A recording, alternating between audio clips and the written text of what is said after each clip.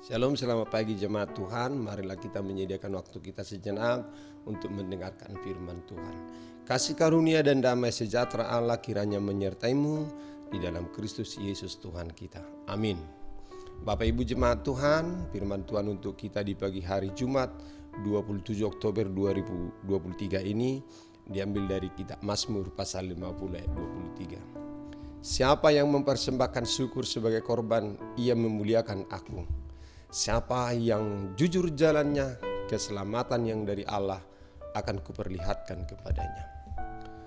Saudara jemaat Tuhan, kapankah saudara mempersembahkan syukur kepada Tuhan?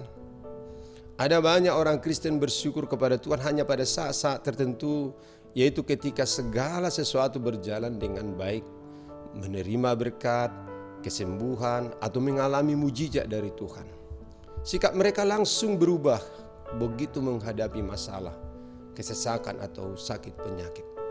Jangankan mengucap syukur, berdoa saja pun sudah malas melakukannya. Saudara jemaat Tuhan, ucapan syukur adalah sebuah kata benda abstrak yang secara garis besar memiliki makna berterima kasih kepada Tuhan, menyenangkan Tuhan, atau sadar akan kebaikan Tuhan dan karena pertolongan Tuhan. Inilah sikap yang harus kita kembangkan dalam hidup orang percaya. Alkitab mengingatkan, sebab itu marilah kita oleh Dia senantiasa mempersembahkan korban syukur kepada Allah, yaitu ucapan bibir yang memuliakan namanya.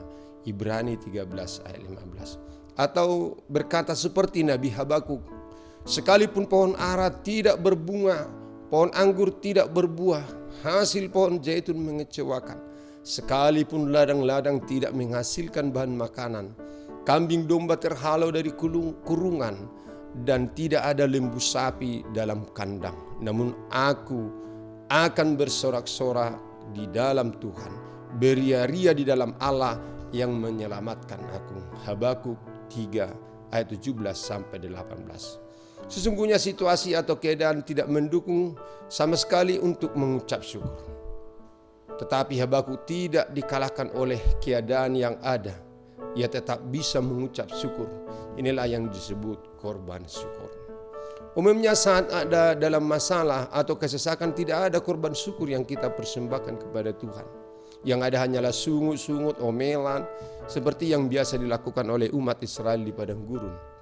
Dan karena itulah sebagian besar umat Israel mengalami kebinasaan di padang gurun sebelum mereka mencapai tanah Kanaan.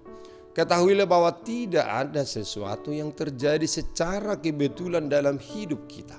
Bahkan sehelai rambut pun jatuh adalah seizin Tuhan. Itu dapat kita baca dalam Lukas 12 ayat 17. Karena itu, biarlah kita terus belajar untuk bersyukur kepada Tuhan.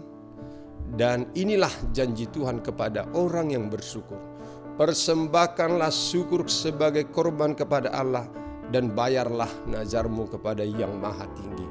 Berserulah kepadaku pada waktu kesesakan, aku akan meluputkan engkau dan engkau akan memuliakan aku.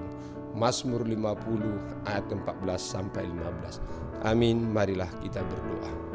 Terima kasih atas segala berkat karunia Tuhan yang melimpah dalam kehidupan kami. Tuhan tahu yang terbaik bagi kami. Dan bahkan pada saat kesesakan kami, saat kami bergumul, Tuhan ada dan Tuhan hadir dalam kehidupan kami. Mampukan kami Tuhan untuk selalu bersyukur, bersukacita dalam segala hal. Dan itulah yang menguatkan dan memampukan kami untuk menjalani hari-hari kami seberat apapun yang harus kami jalani dan hidupi di dalam hidup ini. Terima kasih Tuhan, marilah kita bersama-sama dalam menghadapi perjalanan hidup ini. Dan berkati, mampukan, dan tolong, bantu, dan berkatilah kami. Dalam Yesus Kristus Tuhan Juru Selamat kami yang hidup. Amin. Kasih karunia dan damai sejahtera Allah kiranya menyertai kamu sekalian. Amin. Selamat pagi Bapak Ibu, selamat melanjutkan aktivitas. Tuhan Yesus memberkati. Horas.